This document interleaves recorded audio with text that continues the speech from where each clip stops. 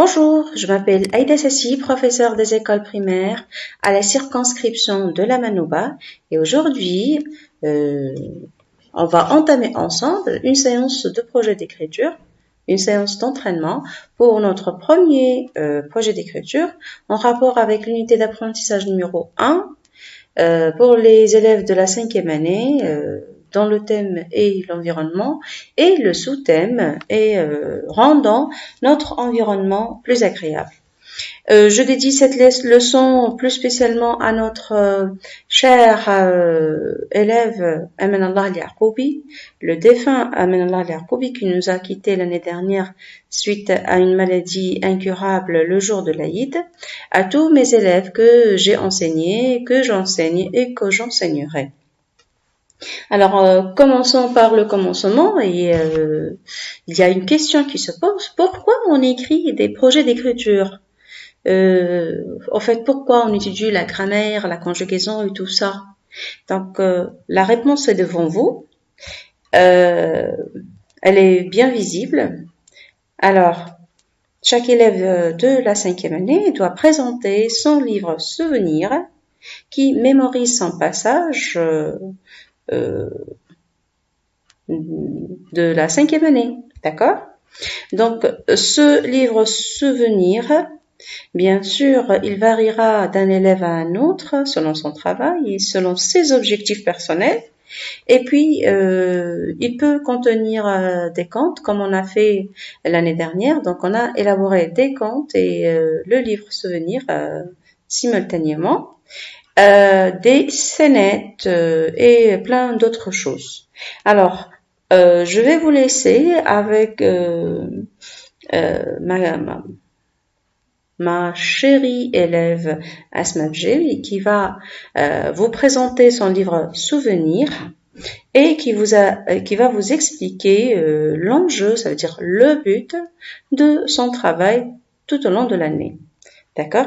Sachant que c'est un travail de toute l'année qu'on doit contrôler systématiquement et qu'on doit mettre à jour aussi systématiquement. D'accord?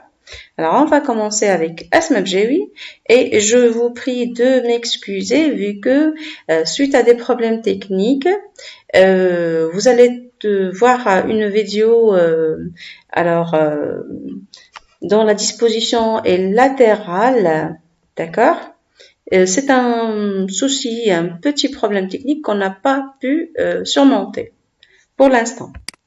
Donc, vas-y. Bonjour mes chers copains et ma chère institutrice. Je vous présente mon livre souvenir qui s'intitule Au fil des apprentissages. J'ai élaboré ce livre avec un grand d'amour et beaucoup d'enthousiasme.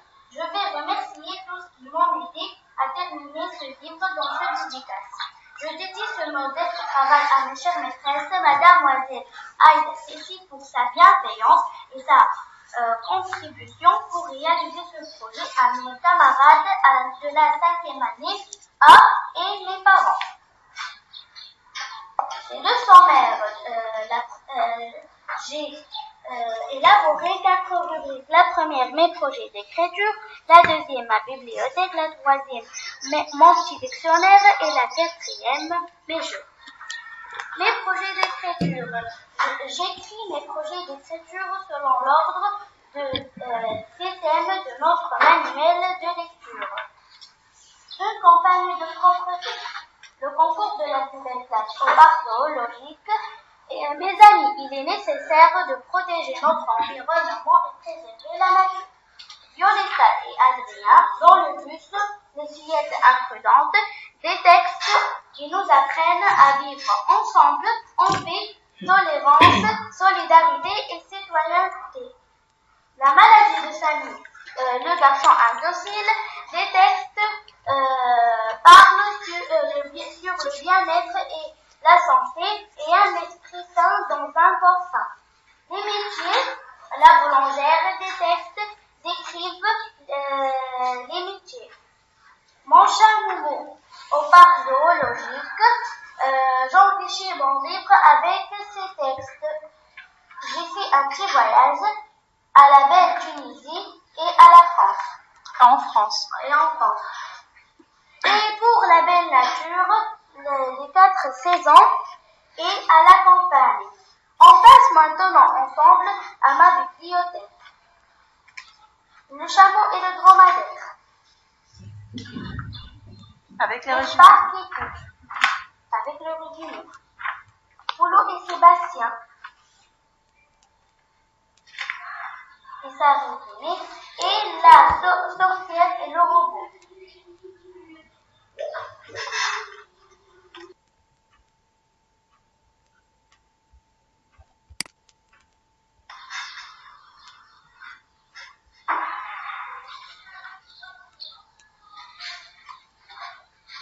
Ça résumé.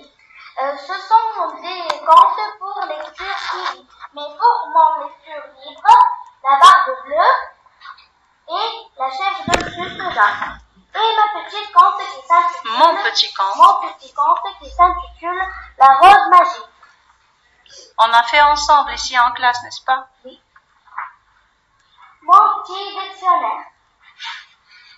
C'est le dictionnaire de toute l'année, hein? Oui. Les synonymes et les antonymes.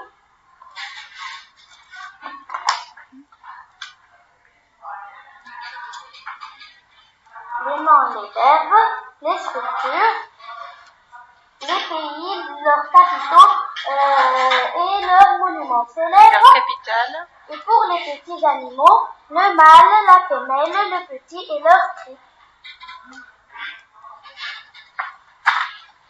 Et pour se divertir et se distraire, j'ai choisi quelques jeux. Mots croisés pour l'ordinateur. Les devinettes sur les métiers et les animaux. Les devinettes, on les a faites ensemble, n'est-ce pas? Oui. Ça, Jeux de labyrinthe. ça c'est un jeu que tu as fait depuis Internet, n'est-ce pas? Oui. Et cette différence et le tableau d'écriture de réussite. Alors, on a élaboré les critères de réussite ensemble, n'est-ce pas? Je vous remercie de votre attention, mais pour le moment, à vous la parole de critiquer mon livre. J'espère que mon projet vous plaît et merci encore.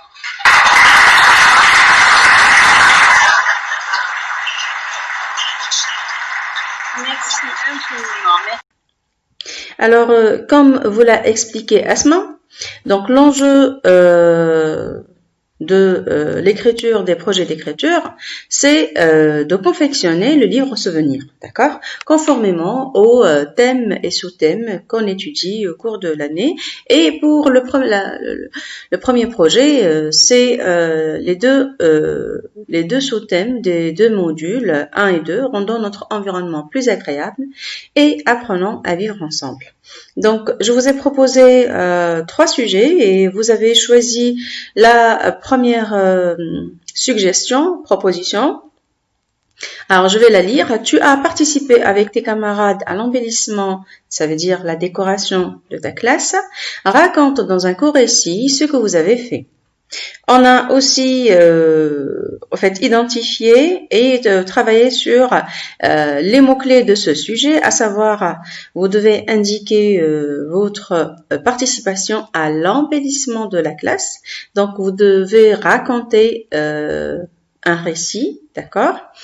Et aujourd'hui, on va étudier la notion du récit et comment on va faire cette production. Donc, l'objectif de la séance, c'est identifier les 3 parties du récit et élaborer des outils d'aide, à savoir la structure du récit. D'accord?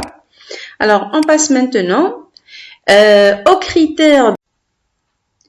Alors, pour arriver à reformuler, trouver ce critère-là, je vous présente 2 textes et je vous invite à les observer et à essayer de les lire, d'accord? Alors, regardez bien le premier texte et le deuxième. Donc,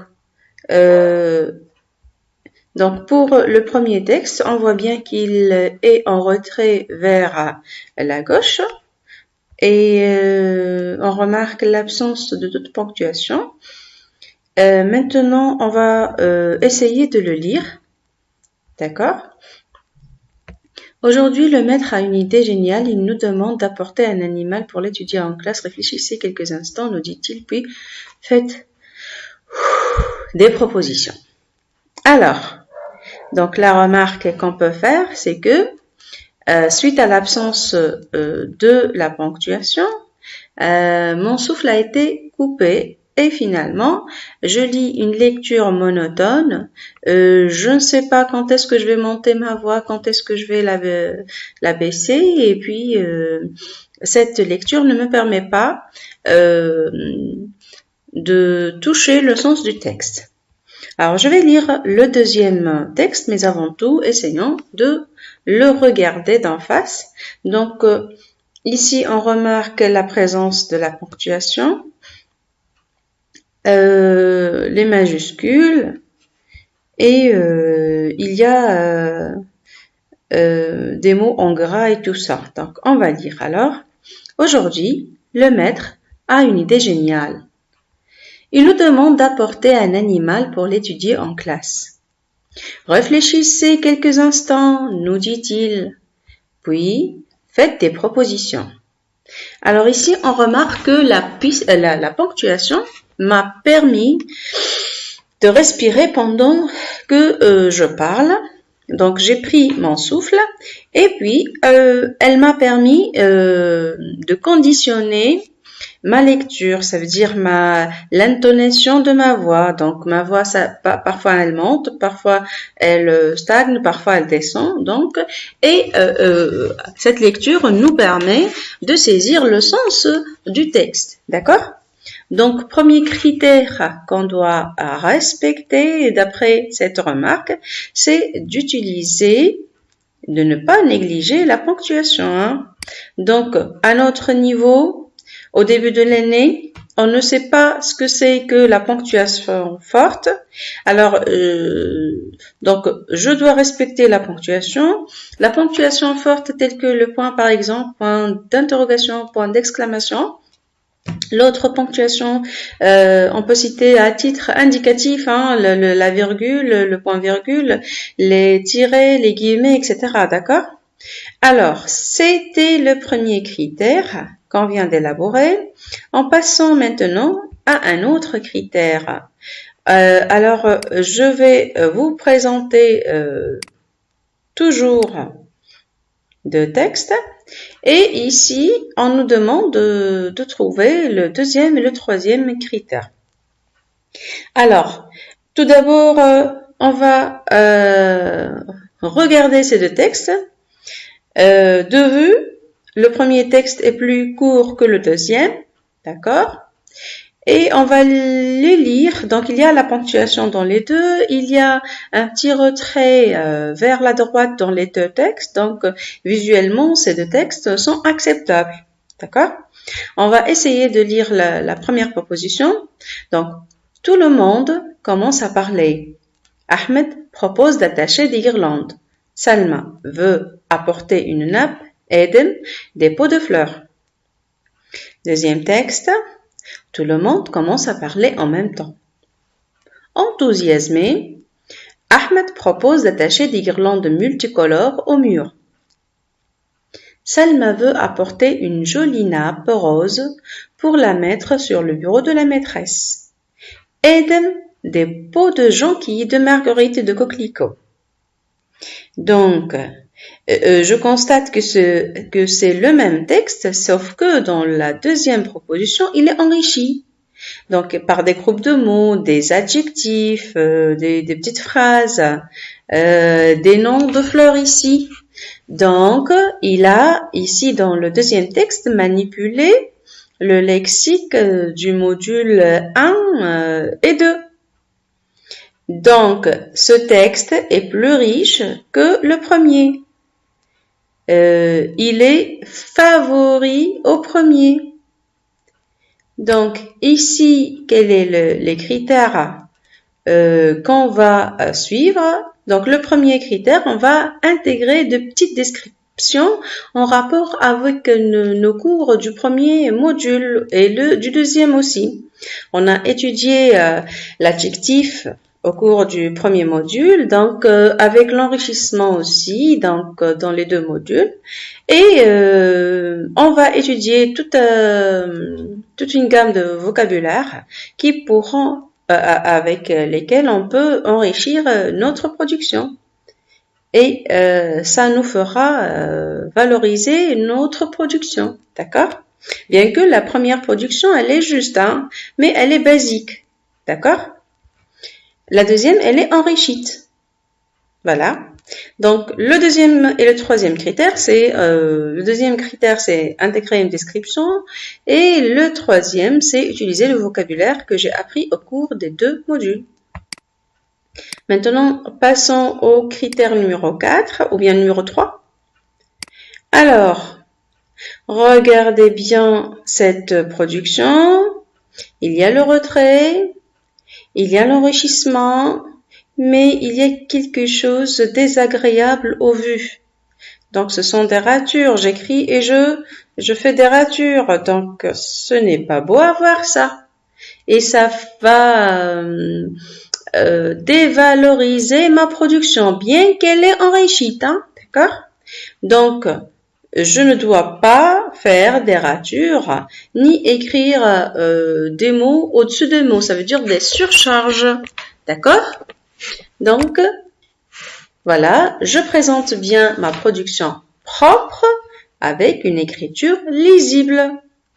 Alors, ainsi, les critères de réussite pour notre première production, donc, se résument dans ce tableau, d'accord?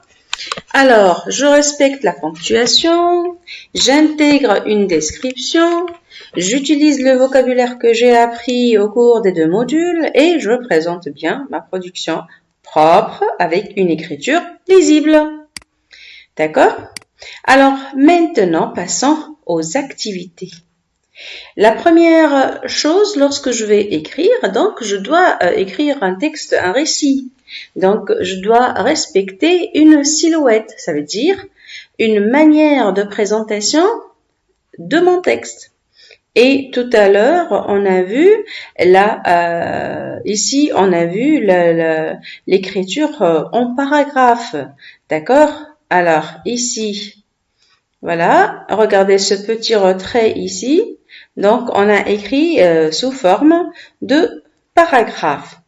Alors, je vais vous présenter une silhouette dans laquelle il y a un début, regardez, un petit paragraphe de 2 phrases. Hein. On peut accepter 3 phrases, mais ce sera trop pour une introduction. Et je vais vous dire pourquoi tout à l'heure. D'accord? Dans notre début, il y a ici un retrait. Ce retrait qu'on vient de dire depuis tout à l'heure, ça s'appelle l'alinéa. D'accord? Donc, avant de commencer à écrire, il faut laisser 2 ou 3 carreaux et par la suite, insérer son texte. Bon, ça c'est le premier paragraphe de notre texte. Ça c'est la feuille, hein. Donc la ligne ici en couleur noire, c'est notre feuille, d'accord? C'est notre premier paragraphe qui est le début. Alors pour la suite aussi, on doit marquer ce petit vide, ça veut dire l'alinéa, avant de commencer et puis voilà, terminer notre idée ici, d'accord?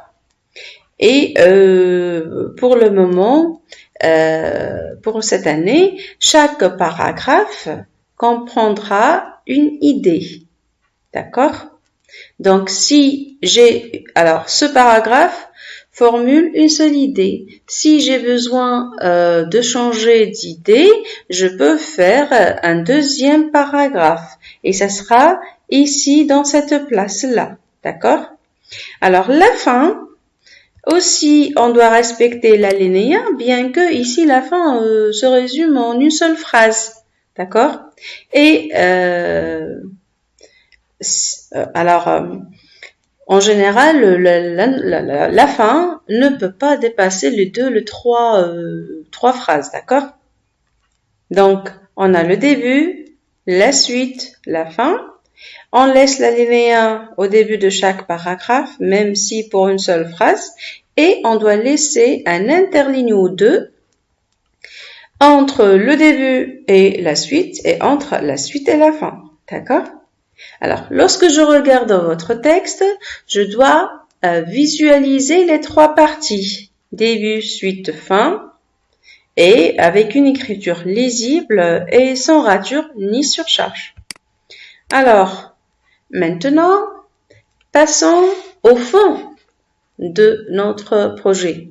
Alors, je vais vous présenter trois parties et qu'on va organiser pour constituer un texte cohérent, d'accord? Alors, on a la place de début, la suite et la fin, et voici les trois propositions. Premier paragraphe, deuxième, troisième. Ils ne sont pas organisés, hein. Je vais lire le premier. 2 jours après, le photographe nous apprend que nous n'aurons pas de photos. Il avait oublié de mettre une pellicule dans son appareil. Donc ici, ce paragraphe parle d'un photographe qui a photographié quelqu'un, mais que les photos, il ne pouvait pas les faire sortir parce que au début, il n'a pas mis la pellicule dans l'appareil pour qu'il puisse extraire des photos. Donc, c'est un problème ici. C'est une mauvaise nouvelle. D'accord? Et ce paragraphe est long. Donc, il y a presque 3 phrases ici. D'accord? Dans le deuxième paragraphe, on lit « C'est le début de l'année. Ce matin, le photographe est venu à l'école. » Alors, si je dois classer ces deux textes, ici, ce texte annonce la venue du photographe et celui-là annonce que le photographe nous informe qu'il n'a pas pu extraire les photos. Donc, apparemment, ce paragraphe vient avant celui-là, mais il faut lire le troisième. Alors ici, on remarque que dans ce paragraphe, il y a presque une seule ou deux phrases, d'accord? Donc dans ce paragraphe, il y a l'indication du temps, du personnage, de l'action principale et du lieu seulement, d'accord? On va lire maintenant le troisième paragraphe. Il nous a photographiés l'un après l'autre. Puis, nous lui avons demandé de prendre des photos pour les coller dans le livre souvenir de la classe. Donc, dans ce paragraphe, on sait que cette personne a photographié, et bien maintenant on sait que ce sont des élèves d'une classe, d'accord? Donc, si on doit classer ces trois parties, bien sûr, on ne va pas laisser ce paragraphe au début. Donc, on va l'enlever et choisir parmi ces deux paragraphes. Et on voit ici que ce paragraphe annonce déjà l'arrivée du photographe à l'école. Donc, il peut être que le début. D'accord? Après son arrivée, il commence à photographier les élèves. D'accord? Et le dernier paragraphe sera la mauvaise nouvelle donc que les élèves ont pris puisqu'ils n'auront pas des photos. Donc, maintenant, je vais lire le texte. C'est le début de l'année. Ce matin, le photographe est venu à l'école. Il nous a photographiés l'un après l'autre, puis nous lui avons demandé de prendre des photos pour les coller dans le livre souvenir de la classe. 2 jours après, le photographe nous apprend que nous n'aurons pas de photos. Il avait oublié de mettre une pellicule dans son appareil. Mon texte est cohérent, donc je valide. Alors, Maintenant, on va s'intéresser à l'introduction au début de ce texte. Alors, que doit-il exister dans une introduction? Cette introduction se compose de 2 phrases. C'est le début de l'année. Ce matin, le photographe est venu à l'école. Mais qu'est-ce qu'on voit dans cette qu'est-ce qu'on peut identifier dans cette introduction? Alors, on va lire. C'est le début de l'année ce matin. Ce sont des mots qui indiquent le temps. D'accord? Donc, c'est le début de l'année et plus spécialement ce matin. Donc, ce sont des mots ou groupes de mots qui indiquent le temps. C'est un indicateur temporel. Donc, dans le début, on doit lire un indicateur temporel. D'accord? Alors, pour le photographe, c'est le personnage principal. On l'appelle aussi actant. Donc, retenez le mot actant puisque on va le voir dans notre bibliothèque. Alors, je répète, dans le début, il y a l'indicateur temporel, ça veut dire le mot ou bien le groupe de mots qui indique le temps. Le personnage principal. Ici, il y a un verbe est venu, donc il y a une action que fait ce personnage. Donc, le temps, le personnage, l'action et le lieu. Donc, il y a 4 éléments ici et c'est une introduction parfaite pour notre texte puisqu'elle comporte l'indicateur temporel, le personnage, l'action principale de ce personnage et le lieu. D'accord? Donc, nous, dans notre production, on sera amené à indiquer le temps, le personnage, l'action et le lieu. Sachant que on peut parfois manipuler l'emplacement du temps et de lieu dans l'introduction. On va le voir dans des leçons ultérieures. Bien. Alors, maintenant, on va construire nos outils d'aide. D'accord? Donc, on peut dire que le début de récit, on va, dans le début, je dois indiquer tout d'abord le moment pendant lequel se déroule l'événement. Alors, regardez ici, il y a le soleil, donc on peut dire le matin. Et puis, regardez la verdure de cet arbre, peut-être que c'est le printemps. Donc, on peut dire, si on parle ici au passé, on peut dire il était une fois, jadis, autrefois, il y a quelques années de ça, l'année dernière, le mois dernier, la semaine dernière, il y a 2 jours, l'avant-veille, la veille, l'été dernier. Si je parle au présent, on peut dire aujourd'hui, ce matin, c'est le printemps, c'est l'automne, c'est l'hiver, c'est l'été, c'est dimanche. Donc, voilà, ponctuer le temps. Donc, au futur, on peut dire demain, après-demain, le mois prochain, l'année prochaine, dans 2 jours, prochainement, dans quelques instants, etc. Donc, le choix du temps doit être en corrélation, ça veut dire simultanément, ça veut dire en même temps, avec le choix du temps du texte. D'accord? Si je dois parler au passé, je dois choisir parmi ces mots. Si mon histoire passe au présent, je dois choisir parmi ces mots et bien d'autres, bien sûr. Et au futur, parmi ces propositions. D'accord? Maintenant, on a vu le temps, on va passer au lieu. D'accord? Pour le lieu, ici, on peut choisir la maison, l'école, la chambre, la classe, la cour de l'école, le marché, le supermarché, le quartier, la montagne, la campagne, la rue. Ce sont les lieux où se passent les actions. D'accord? Donc, on a choisi le temps dans notre introduction, le lieu. Maintenant, on va choisir les personnages. Donc, une ou plusieurs personnages, on va peut-être les nommer Monsieur Eric, Madame Isabelle, l'enfant, j'en sais pas, Janine, etc. D'accord? Et voilà, on peut dire aussi papa, maman, mon frère, ma sœur, mes amis, un chat, le chien.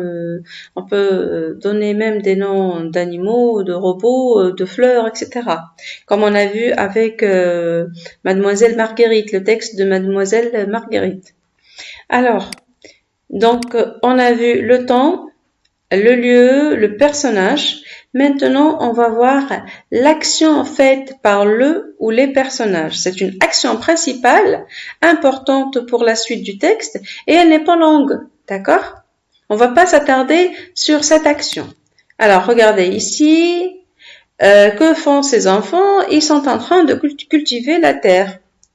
Par la suite, dans le développement, dans la suite, on va dire ce que fait chacun. Donc, il sarcle la terre, il plante, il arrose, etc. D'accord? Regardez cet enfant, voilà, un jour, en errant dans la forêt, il a trouvé un petit pigeon blessé. Donc, alors, là, maintenant, on va s'intéresser à la suite du récit. On a terminé les 4 éléments de l'introduction du début. Maintenant, on va entamer la suite. Qu'est-ce qu'on doit mettre dans la suite du récit? Alors, dans la suite du récit, je dois indiquer, en fait, les événements qui se passent par la suite.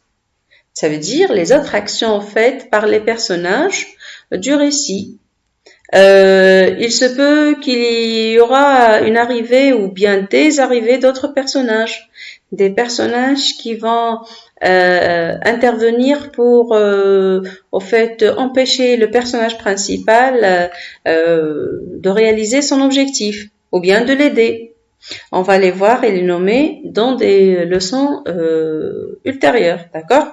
Alors, regardons cet enfant qui a trouvé tout à l'heure dans le début un pigeon blessé. Il va le ramener chez lui à la maison, il va le soigner, lui donner, lui nourrir, donc donner à manger, mais il va le mettre dans une cage. Regardez ce oiseau, ce petit oiseau, ce pauvre oiseau, comme il est triste.